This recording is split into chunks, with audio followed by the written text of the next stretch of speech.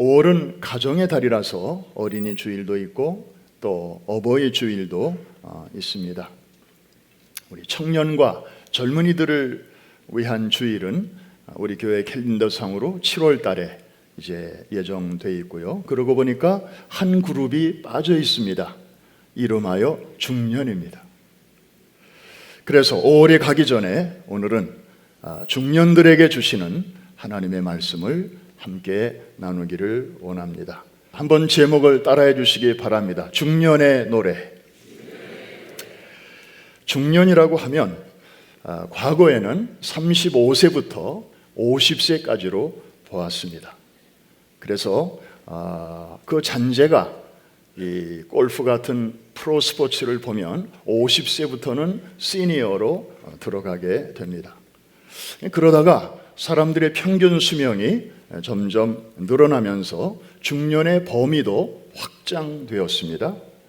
50세부터 65세까지도 중년으로 치자, 이제 이렇게 된 것입니다. 그러다가 최근에 유엔이 발표한 새로운 나이 구분법에 의하면 중년의 범위가 더 넓어졌습니다. 66세부터 79세까지도 중년으로 하자. 할렐루야. 참 오래 살고 볼 일입니다. 옛날 같으면 50만 넘어가면 시니어, 노년 취급받을 뻔했는데 이렇게 버티다 보니까 또 이렇게 79세까지도 중년으로 봐주는 이런 시기를 우리가 살게 되었습니다. 아마도 그러고 보면 전통적인 중년의 개념과 또 최근의 중년의 개념을 합치니까 오늘날의 중년은 누구냐? 35세부터 79세까지. 아마 이 자리에 앉아 계신 분들의 한 80% 이상이 이 중년의 소위 신중년에 해당되지 않겠나 생각이 됩니다. 여러분, 성경에서 우리말 번역으로 중년이라는 단어가 나오는 구절이 딱 한 군데 있습니다. 바로 오늘 본문 중에 있지요. 우리 같이 한번 24절 말씀을 함께 큰 소리로 읽겠습니다. 시작. 나의 말이 나의 하나님이여 나의 중년에 나를 데려가지 마옵소서. 주의 연대는 대대에 무궁하리이다. 영어 성경 표현을 보니까 나의 중년에 라는 말이 in the midst of my days, 내 사는 날의 가장 중심, 다시 말하면 인생의 황금기라는 얘기입니다. 오늘 이 시편의 배경이 있습니다. 바벨론 포로 기간 중에 쓰여졌다고 봅니다. 포로로 끌려간 상태에서 유대인들은 하나님이 살아계시니까, 하나님이 역사하시니까, 하나님이 보고 계시니까 곧 해방이 될 거야, 이런 기대와 소망을 갖고 그날을 기다렸습니다. 그런데 그날이 좀처럼 오지를 않는 것이었습니다. 세월은 자꾸만 흘러만 가고 그러면서 자신의 몸은 어쩔 수 없이 늙어가고 있었습니다. 그런 자신을 바라보는 그 안타까운 심정으로 하나님께 드린 노래요, 기도가 바로 오늘 시편인 것입니다. 오늘 이 설교를 통해서 스스로 중년이라고 생각하시는 분들은 내 삶의 현 주소가 어디인가, 나는 지금 어디쯤 있으며 또 이때 내가 뭘 준비해야 남은 시간을 정말 아름답고 건강한 중년으로 하나님 앞과 그리고 가족들과 그리고 많은 사람들 앞에서 그렇게 잘 꾸려갈 수 있을 것인가, 이것을 발견하는 그런 복된 시간이 되기를 바라고, 아직 중년에 도달하지 못한 우리 청년들도 이 예배당 안에 많이 있는데 우리 청년층은 머지않아 자신에게도 곧 다가오게 될 이 중년을 바라보면서 정말 후회 없는 가장 멋지고 아름다운 중년으로 잘 설계하는 시간이 되시기를 주의 이름으로 축복합니다. 살다 보면 누구나 피할 수 없는 위기가 생물학적으로 두 번 다가오게 됩니다. 첫째로는 질풍노도의 시기라 일컬어지는 사춘기, 그리고 또 하나는 중년의 때에 맞이하게 되는 소위 midlife crisis, 중년의 위기라고 하는 것입니다. 그래서 심리학자들은 이 중년기를 가리켜 제2의 사춘기라고도 하고 줄여서 사추기라고도 그렇게 합니다. 사실 사춘기가 어린이도 아니고 청년도 아닌 아주 애매한 시간이듯이 이 사추기도 소위 중년의 시기도 더 이상 청년도 아니고 그렇다고 아직 노인도 아닌 아주 묘한 시기입니다. 그래서 이 두 시기는 이름은 다르지만 아주 비슷한 점이 많습니다. 예를 들어서 신체와 정신이 이렇게 불균형을 이루는 시기입니다. 사춘기 애들을 보면 하루가 다르게 몸 상태가 달라지죠. 막 자는 거 보면 자면서도 뼈가 우두둑 우두둑 소리가 막 나는 것 같아요. 그냥 밥도 얼마나 많이 먹는지. 그래서 몸은 무럭무럭 자라는데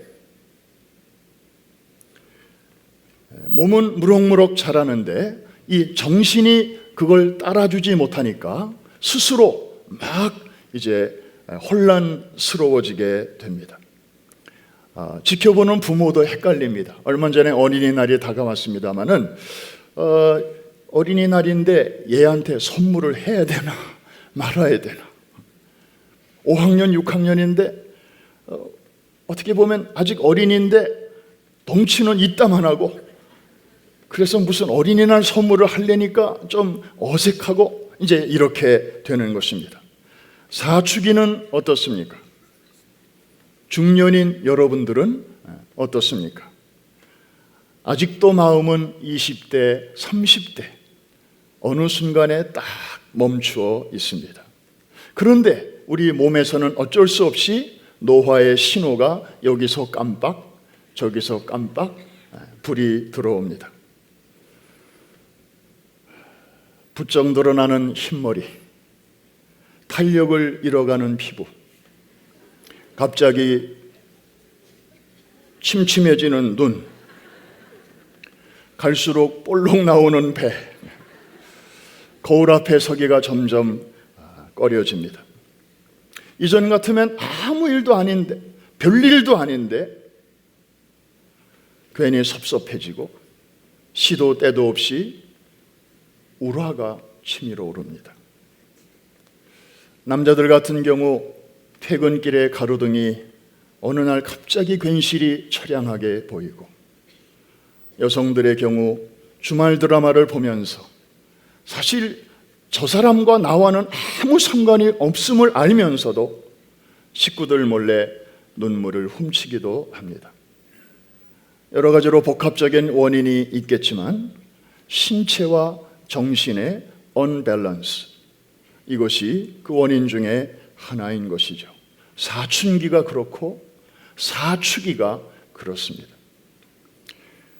그리고 이 두 시기는 심각한 정체성의 혼란을 또 겪는 시기이기도 합니다. 사춘기 자녀들이 애도 아니고 청년도 아니라고 그랬죠. 그러다 보니까 나는 누구인가 라는 이런 질문 앞에 서면 애들이 답을 찾지 못해서 어쩔 줄을 모릅니다.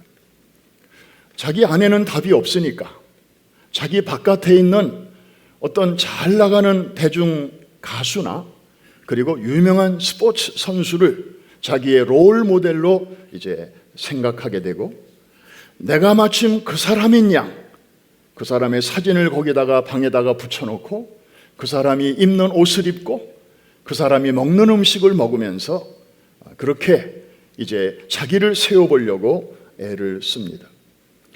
중년의 시기 또한 마찬가지입니다.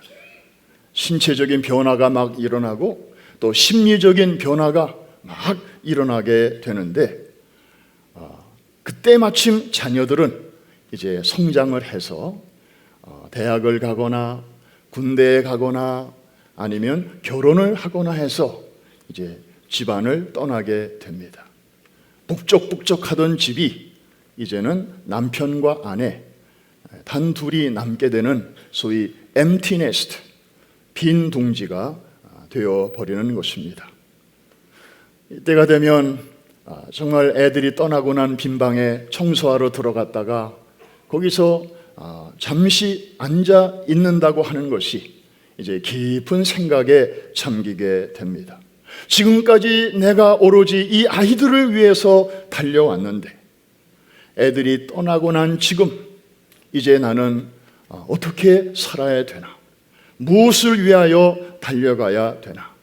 나는 도대체 누구인가? 지금까지는 아무개의 엄마요, 아무개의 아빠로 살았는데 이제 애들이 떠난 지금 나는 과연 누구인가? 앞으로 남은 시간을 어떻게 살아갈 것인가? 이런 질문 앞에 서게 되는 나이가 바로 중년입니다. 차라리 그냥 맹목적으로 오직 한 가지 목적을 위해서 막 달려왔던 시절이 그리워지기도 하는 것이죠.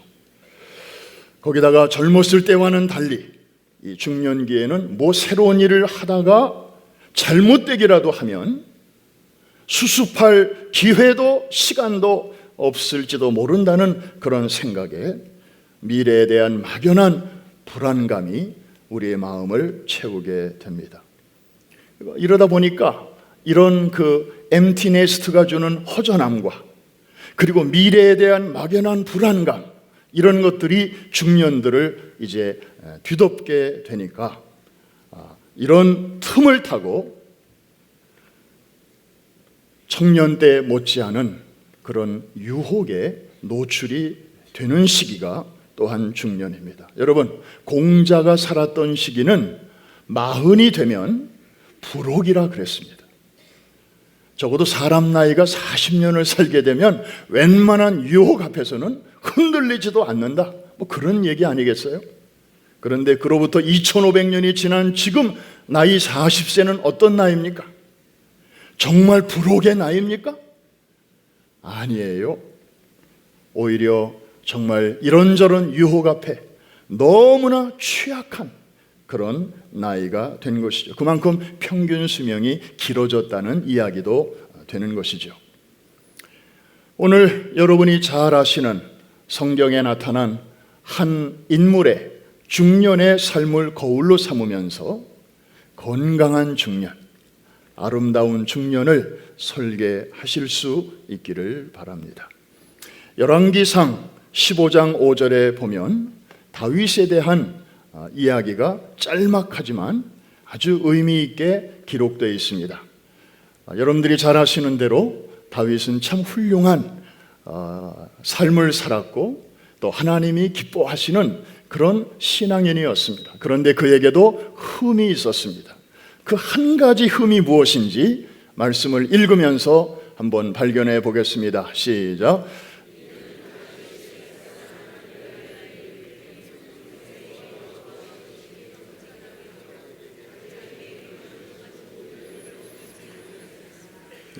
그 한 가지 일이 누구의 일이라고요?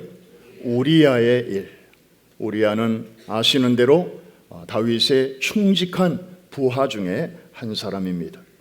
그런데 그의 아내와 동침을 하고 우리아를 전쟁터에 내보내서 죽게 하지요. 이 한 가지 실수로 말미암아 그의 인생에는 크나큰 오점이 남겨지게 됩니다. 군인으로서, 왕으로서, 그리고 그 시대의 크리스찬으로서 승리 이후에 실족하는 이 다윗의 모습을 우리는 보게 되는 것입니다. 그렇게 혹독한 훈련과 연단을 사울을 통해서 받았고 신앙적으로도 그 누구도 감히 도달할 수 없는 그런 영적인 경지에 도달했던 그런 사람이 어떻게 그렇게 쉽게 실족할 수 있었을까? 이런 퀘스천을 우리는 말씀을 읽으면서 떨쳐버릴 수가 없지요. 그런데 it just happened, 이런 일들이 일어나는 것이죠. 여기서 우리는 몇 가지 중요한 교훈을 얻게 됩니다. 첫째로, 유혹이라고 하는 것은 내가 스스로 강하다고 생각할 때 바로 그 순간에 내 인생 안으로 가장 빨리 들어올 수 있다는 사실입니다. 한번 따라해 주실까요? 유혹은 내가 강하다고 생각할 때 바로 그때 온다. 다시 말하면 내가 약하다고 여길 때에는 유혹 따위에 그렇게 우리가 흔들리지 않는다는 거죠. 지금 다윗은 어느덧 중년의 정점에 서 있습니다. 이제 나라도 어느 정도 안정이 되고 백성들도 행복하게 잘 살고 있습니다. 옛날처럼 국가도 외세에 시달리지 않아도 되고 오히려 주변 나라들로부터 조공을 받는 그런 강대한 나라가 되었습니다. 물론 주변 족속들과 그 자질구레한 전쟁은 늘 있었지만 옛날처럼 자기가 직접 나가서 싸울 필요 없고 부하들을 보내도 될 정도가 되었습니다. 모든 것이 과거에 비해서 잘 돌아가고 있다고 생각하니까 문제가 생기는 것입니다. 하나님을 의지하는 마음이 아무래도 덜 간절해지기 시작했습니다. 스스로 힘과 권력이 있다고 생각하니까 나중에 인구조사도 하게 되지 않습니까? 내 수중에 있는 파워가 어느 정도 되는지 계산하고자 하는 그런 마음이었죠. 인간의 본연의 자존심이 발동하고 그리고 독립심이 머리들고 일어나기 시작합니다. 나니까 이 정도 했지. 그리고 굳이 이런 일은 하나님이 도와주시지 않아도 내 재량으로 얼마든지 해낼 수 있어. 이런 생각이 들어오게 된 것입니다. 시스템이 잘 돌아가고 있으니까. 사무엘사 11장 2절에 보니까 이런 분위기 속에서 저런 일이 이제 생기게 됩니다. 잘 아시는 내용입니다. 같이 한번 읽겠습니다. 시작. 저녁 때에 다윗이 그의 침상에서 일어나 왕궁 옥상에서 거닐다가 그곳에서 보니 한 여인이 목욕을 하는데 심히 아름다워 보이는지라. 여러분, 아주 절실한 목표가 있을 때는 하나님만 바라보았습니다. 하나님만 간절히 찾았습니다. 그런데 그 목표가 사라졌습니다. 목표가 달성되었습니다.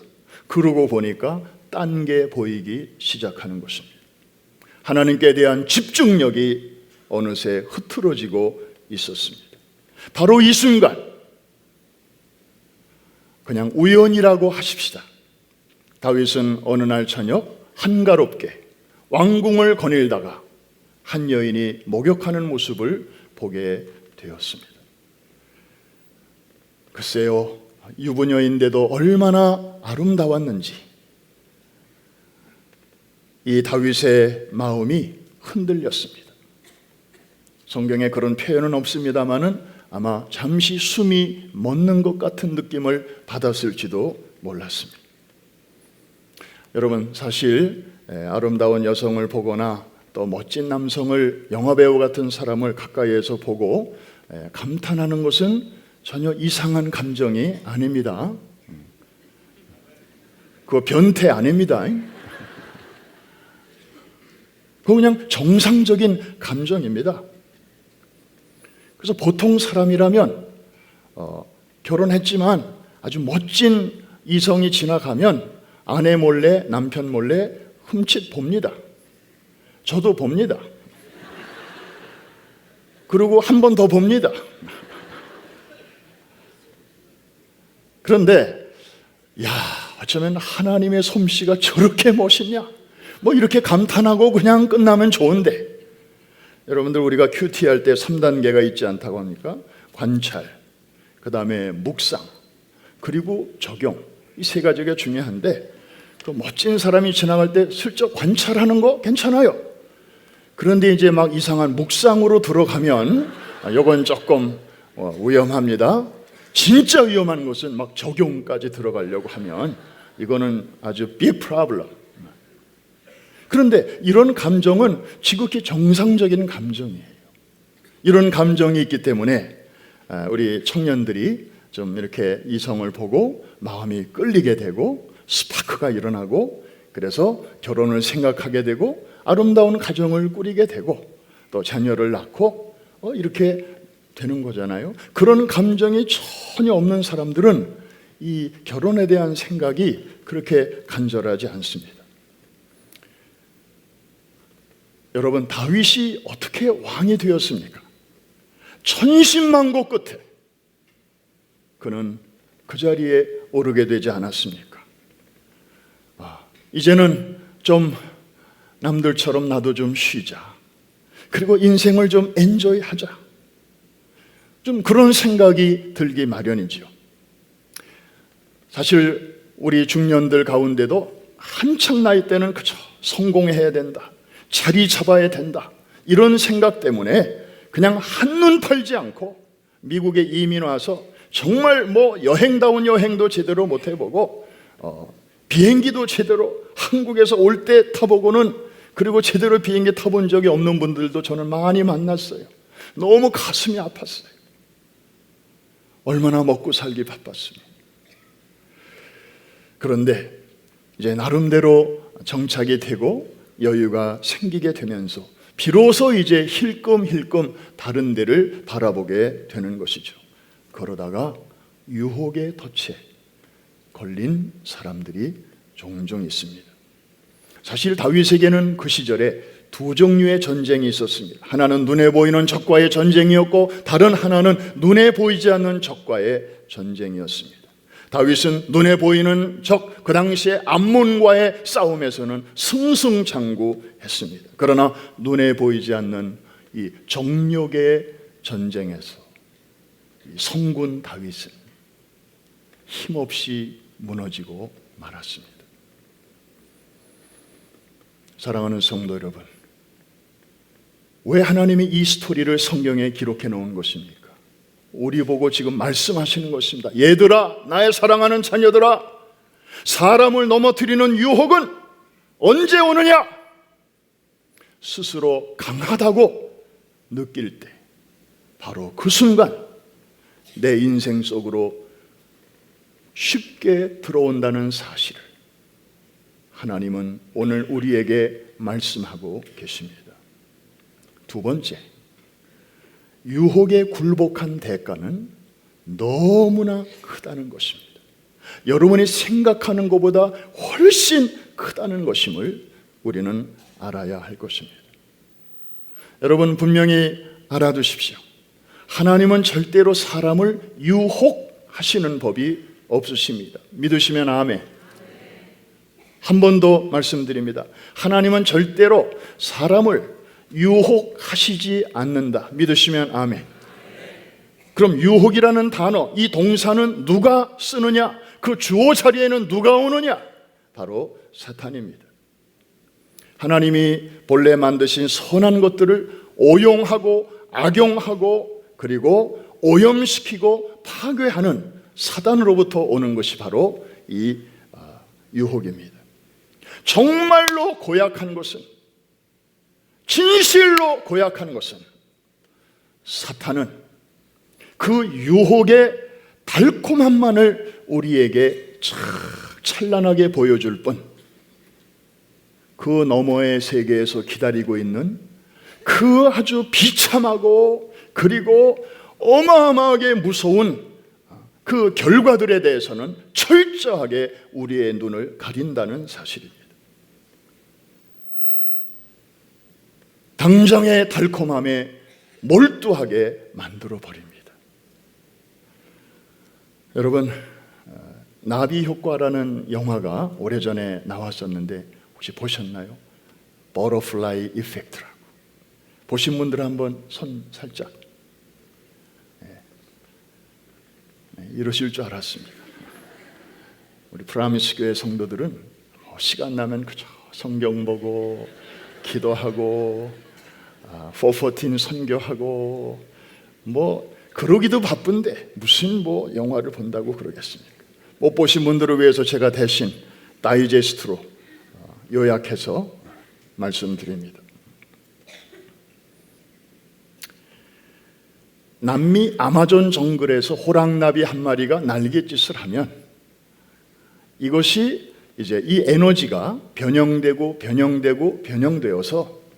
저 북미의 텍사스쯤 가게 되면 허리케인이 될 수 있다. 이런 기상과학 이론에서 시작된 것입니다. 그래서 초기에 작은 차이가 나중에 어마어마한 결과를 가져올 수 있다. 이런 이제 이론이 돼서 나중에 이게 심리학이나 또 인간을 연구하는 데 이것이 응용이 되기도 하죠. 어렸을 적에 받은 작은 상처가 이 사람이 큰 다음에 이제 어떤 큰 사건을 저지르고 연쇄 살인을 하고 막 사회를 증오하고 그런 범죄자로 만드는 그 요인 중에 하나가 된다. 이제 이런 이야기들도 많이 하게 되는 것입니다. 여러분, 유혹의 시작은 아주 미미할 수 있습니다. 그런데 그 여파는 시간이 지나면서 거대한 폭풍이 되어서 한 인간의 인생 전체를 파멸로 몰아갈 수도 있습니다. 여러분, 다윗을 보십시오. 그냥 한 여인을 보고 데려다가 동침을 했습니다. 그런데 이게 웬일입니까? 임신이 된 것입니다. 그 소식을 듣고 고민하다가 자신의 이 불륜을 감출 수 있는 기가 막힌 아이디어가 떠올랐습니다. 전선에 나가 있는 그녀의 남편을 데리고 와서 이제 휴가를 주는 것이었습니다. 자기의 그 실수를 이렇게 커버업 할 수 있는 참 기가 막힌 아이디어였습니다. 그런데 그 우리야 장군의 반응은 의외였습니다. 왕의 호의를 거절합니다. 왕의 호의는 감사하오나 지금 이 시간에도 내 부하들이 전쟁터에서 가족을 뒤로 하고 지금 애쓰고 고생하고 있는데 제가 지휘관이 돼가지고 어떻게 제 아내를 껴안고 잘 수 있겠습니까? 저에게 휴가를 주셨으니 저는 그냥 바깥에서 자겠습니다. 여러분, 다윗이 이때 정상적인 상태였다면 이런 장군에게는 포상을 해야 합니다. 그런데 이미 유혹에 덫에 걸려 있다 보니까 이런 충성스러운 부하를 이제 다른 부하들에게 지시를 해서 가장 치열한 전쟁터로 보내고 그리고 다른 군사들을 다 후퇴시켜서 결국에는 거기서 죽게 만들고 맙니다. 여러분, 사실 다윗은 하나님 앞에서 어떤 사람이었습니까? 사도행전에 있는 표현을 빌리면 내가 이새의 아들 다윗을 만나니 내 마음에 합한 자라 나의 뜻을 다 이루게 하리라. 모든 면에서 탁월했던 사람이었습니다. 그런 다윗이 어느 날 저녁에 그 한순간에 그런 덫에 걸렸다면 우리는 말해 뭐 하겠습니까? 우리가 그런 유혹 앞에서 자유롭다고 감히 어느 누구가 말할 수 있겠습니까? 하나님의 도우심이 없다면 우리도 이런 유혹에 걸려 넘어가는 것은 시간 문제입니다. 언제 어떤 상황에서 어떻게 걸릴는지는 아무도 모릅니다. 지금까지 괜찮았다고 방심해서도 안 될 것입니다. 설령 다윗이 범했던 그런 간음이나 혹은 살인까지는 아니라 할지라도 다윗을 영적으로 무력하게 만들고 그리고 그의 영혼을 어둡게 만들었던 그런 유혹과 범죄가 결코 남의 일이 아닐 수 없다는 사실, 우리 스스로가 깊이 명심해야 합니다. 특별히 중년들에게는. 그래서 고린도전서 10장 12절에 있는 말씀 우리가 들어야 합니다. 우리 같이 한번 나에게 주시는 준엄한 하나님의 예방 명령으로 알고 우리 큰 소리로 같이 한번 읽겠습니다. 시작. 그런즉 선줄로 생각하는 자는 넘어질까 조심하라. 누구에게나 다가올 수 있는 이 중년의 유혹에서 우리 자신을 지키려면 어떻게 해야 하는가? 이제 어떻게 문제로 들어왔습니다. 첫째, 유혹이 있는 상황을 미리 피하라 하는 것입니다. 한번 따라 하십시다. 미리 피하라. 영적인 전쟁은 여러 가지 전략이 있습니다. 그런데 그것을 종합하면 결국에는 두 가지로 지배하게 되는데, 하나는 맞서 싸우든지 아니면 피하든지, 영어로 말하면 fight or flee, 둘 중에 하나입니다. 어떤 경우는 담대하게 믿음으로 맞서 싸워야 할 때가 있습니다. 비겁하게 피해서는 안 됩니다. 찬송가에도 보면 마귀들과 싸울지라, 그리고 나가세 그리고 십자가 군병들아, 그러면서 이것은 이제 싸우라는 이야기죠. 그래야 될 때가 많이 있습니다.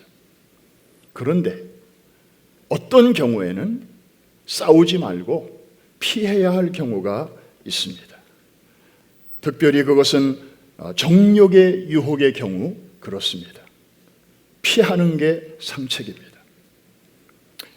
예를 들어서 젊은 남녀가 호텔방에 들어가서 둘이 기도합니다. 주여, 오늘 밤 우리가 실수하지 않게 하여 주시옵소서.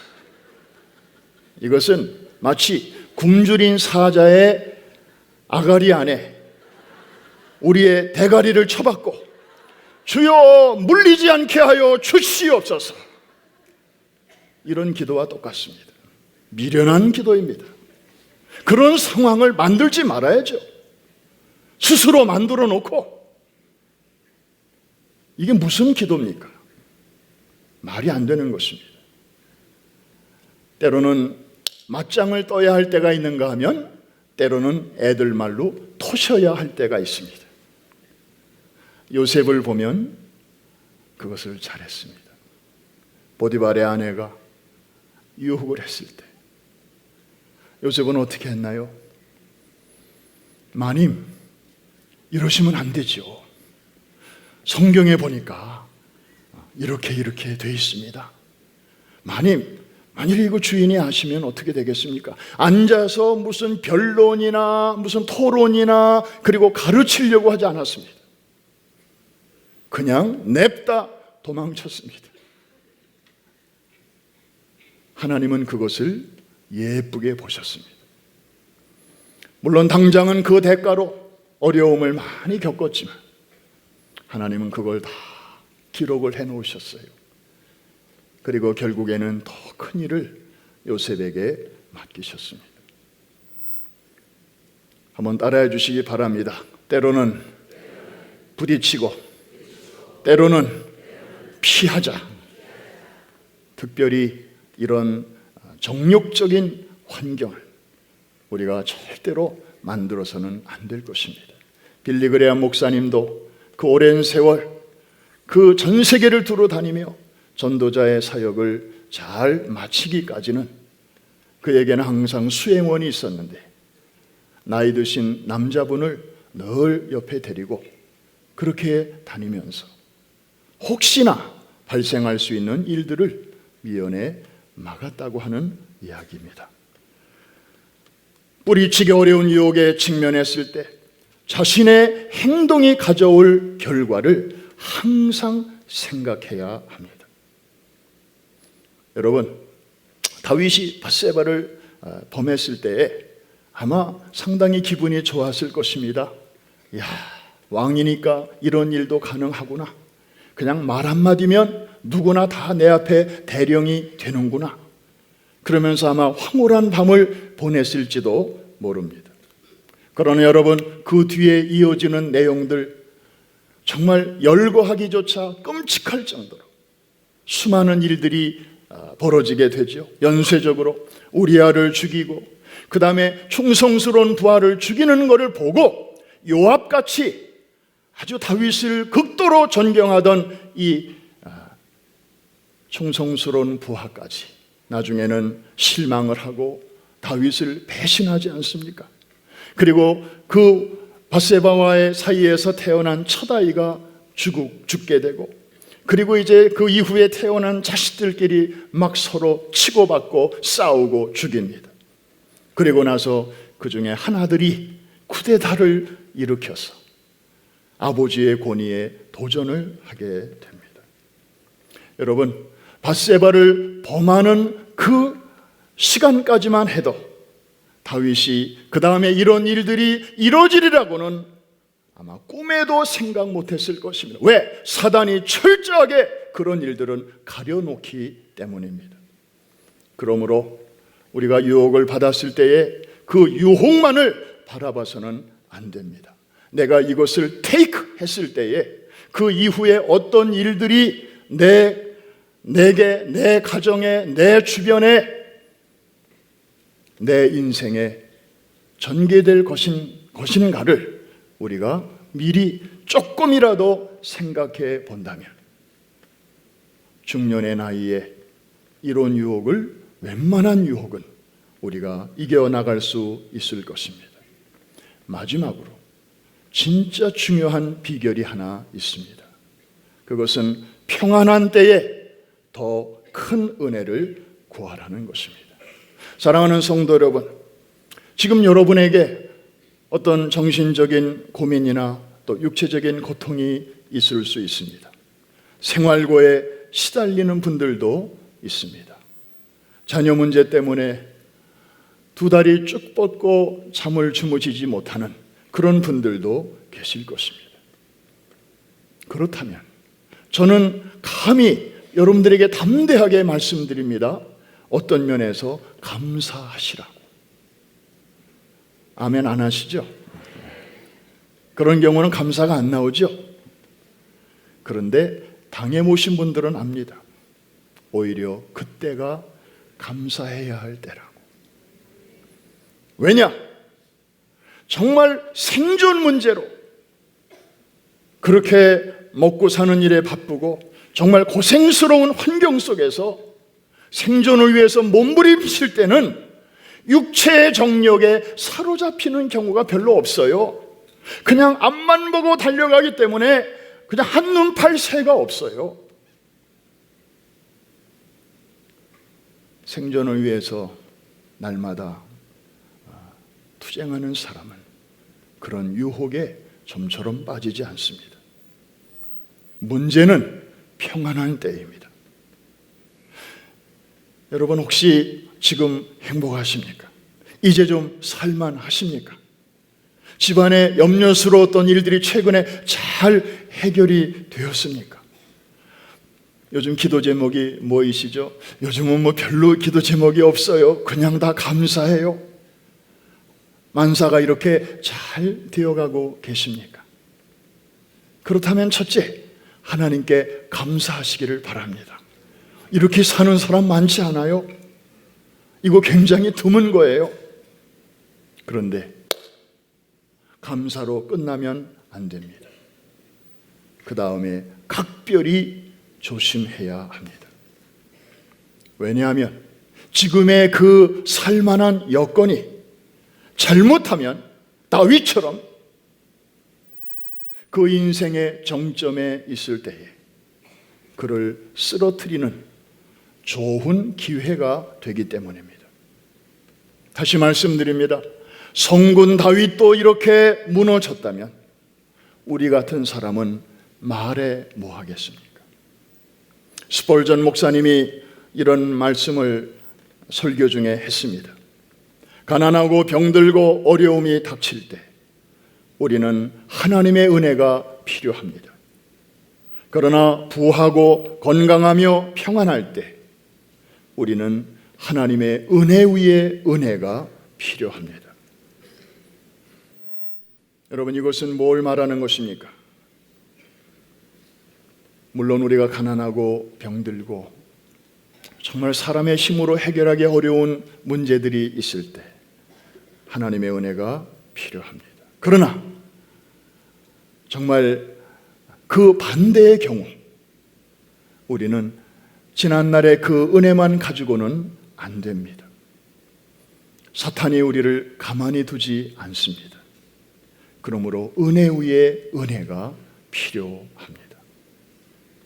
평안한 때일수록 더 큰 은혜를 구해야 될 줄로 믿습니다. 최근에 우리 교회에서는 작지만 의미 있는 모임이 이제 준비되고 있습니다. 가칭 여호수아 선교회. 이삭 선교회가 우리 교회에 일을 하시는 맏형이라면 우리 여호수아 선교회는 바로 그 밑에 아우에 해당합니다. 직분에 상관없이 정말 중년의 나이를 달리고 있는 그러한 형제들의 모임입니다. 장로님들도 계시고 또 안수 집사님들도 계시고 또 집사님들도 계시고 또 저 같은 목회자도 있고 저도 이래봬도 여호수아 선교회 회원입니다. 그야말로 in the midst of my days, 인생의 중년의 때를 달리는 그런 사람들이 함께 모여서 어떻게 하면 이제 잠시 후면 우리 시기도 또 지나가게 될 것인데 이제 노년의 때를 향하여 들어가게 될 것인데 이 우리 인생의 황금기를 정말 영원한 하나님의 나라와 또 하나님이 기뻐하시는 일을 위하여 어떻게 잘 사용할 것인가 함께 모여서 기도하고 또 전도와 선교를 위해서 우리가 할 수 있는 일이 무엇인가 또 다음 세대를 잘 세우는 일을 위해서 우리가 드릴 수 있는 게 무엇인가 이런 일들을 이제 의논하게 될 것인데 6월 둘째 주일 성령 강림 주일에 드디어 런칭을 하게 될 것입니다. 하나님께서 우리 교회에 새로 탄생하는 이 중년들의 모임인 여호수아 선교회를 통해서 또 큰 영광을 받게 되실 줄로 믿습니다. 우리 또 그 중년들이 하나님의 새로운 이 시대적인 부르심 앞에서 또 잘 달려가실 수 있도록 우리 그분들을 위해서 힘찬 격려의 박수를 한번 보내주시기 바랍니다. 아울러 이 중요한 때에 우리는 7월 초에 여름 수양회를 리셋이라는 주제로 갖게 됩니다. 가족 수양회 하니까 가족이 아직 이렇게 구성되지 않은 분들은 나는 자격이 없는가 보다 이렇게 생각하시는 분들이 해마다 계세요. 그래서 금년부터는 아예 명칭을 그냥 프라미스 여름 수양회로 이렇게 명칭을 좀 고쳤습니다. 그러니까 자녀가 있는 그런 가족들은 물론이고 미혼 우리 청년도 얼마든지 참석하실 수 있고 소위 돌아온 싱글 돌싱들도 얼마든지 오실 수 있고 또 함께 사시다가 한편 배우자를 먼저 천국에 보내시고 홀로 남으신 우리 시니어 어르신들도 얼마든지 함께 참여하시는 그런 기간입니다. 특별히 정말 하나님께서 우리 중년들을 얼마나 사랑하시고 그리고 교회 안에 70%가 넘는 이 중년들이 얼마나 소중한가를 이번 가족 수양회를 통해서 하나님은 새 은혜를 주실 줄로 믿습니다. 특별히 이 주제가 리셋이에요. 잘해보려고 했지만 뭔가 이렇게 얽히고 설키고 이러려고 우리가 시작한 건 아니었는데 왜 우리 관계가 이렇게 헝클어졌을까? 어떻게 다시 시작할 수는 없을까? 전화기가 막 한꺼번에 만지다 보면은 가끔 얼어붙을 때가 있잖아요. 이렇게 해보고 저렇게도 해보고 안 되면 이제 이렇게 스토어에 갖고 가면 거기서 이렇게 리셋을 해줍니다. 그러면 시간은 조금 걸려도 다시 깨끗하게 이제 모든 정보들을 우리가 자유롭게 쓸 수 있게 되는데 이것이 바로 리셋입니다. 사랑하는 성도 여러분, 정말 중년의 때를 살아가는 여러분들, 이 얼마나 우리 인생의 황금기인지 모릅니다. 그러나 준비하지 않으면 이 소중한 시간이 그렇게 헝클어질 수도 있고 프로즌 될 수도 있고 작동이 잘 안 될 수도 있습니다. 이럴 때 우리가 인간적인 방법으로 이렇게도 해보고 이 사람도 찾아가 보고 저 사람한테 물어볼 수 있지만 그렇게 해서 해결되지 않는 문제들이 얼마나 많은지 모릅니다. 돈 가지고도 해결되지 않는 문제들이 수두룩해요. 리셋의 은혜가 여러분 모두에게 있게 되기를 주의 이름으로 축복합니다. 비록 약간 더딜지라도 가게에 가서 이거 다시 다 이제 자료들을 이렇게 백업하고 그러고 하느라고 시간은 조금 걸릴 수 있을는지 모르지만 그러나 이내 정상적으로 잘 작동할 수 있는 것입니다. 문제가 발생했을 때 처방주사를 맞는 것도 중요합니다. 그러나 아직 문제가 없을 때에 예방주사를 맞는 일은 더욱더 중요한 줄로 믿습니다. 이번에 온 가족들이 또 목장 식구들이 함께 모이셔서 한 말씀을 같이 듣고 또 서로를 축복하고 또 서로를 위해서 기도해 주고 그리고 즐거운 쉼을 통한 그런 퀄리티 시간을 함께 가지면서 평안한 때에 은혜 위에 은혜를 덧입는 시간 되시기를 주의 이름으로 축복합니다. 이제 말씀을 마칩니다. 청년의 때에는 풋풋한 아름다움이 있다면 중년의 때에는 깊이 있는 아름다움이 있습니다. 이것은 하루아침에 만들어진 인위적인 아름다움이 아닙니다. 인생의 희로애락에 나름대로 무늬가 새겨져 있는 찬란한 아름다움이고 살아온 세월만큼 나이테가 묻어있는 원숙한 아름다움입니다. 오늘 시편 기자는 호소합니다. 나의 하나님이여 나의 중년에 나를 데려가지 마옵소서. In the midst of my days, 내가 아직 살아갈 날이 많이 있지 않습니까? 이제 내가 내 인생의 피크에 와 있지 않습니까? 하나님, 내 인생을 여기서 끝나지 않게 해달라는, 우리의 남은 생애의 첫날인 오늘부터라도 다시 시작할 수 있도록 내 손을 잡아달라는 그러한 성도의 기도입니다. 혹시 이미 과거에 일어났던 일로 괴로워하는 분들이 이 자리에 계실는지 모릅니다. 사실 이미 일어난 일은 우리가 바꿀 수는 없습니다. 그러나 우리가 진심으로 주님 앞에 그 일을 뉘우치고 회개하고 그리고 주의 자비와 긍휼을 구하면 우리 주님은 동에 서서가 먼 것 같이 그 지난 일을 다시는 기억하지 아니하시고 우리가 새로운 출발을 할 수 있도록 용기를 주시는 줄로 믿습니다. 은혜 위에 은혜가 이 여러분들에게 가득하게 되기를 주의 이름으로 축원합니다.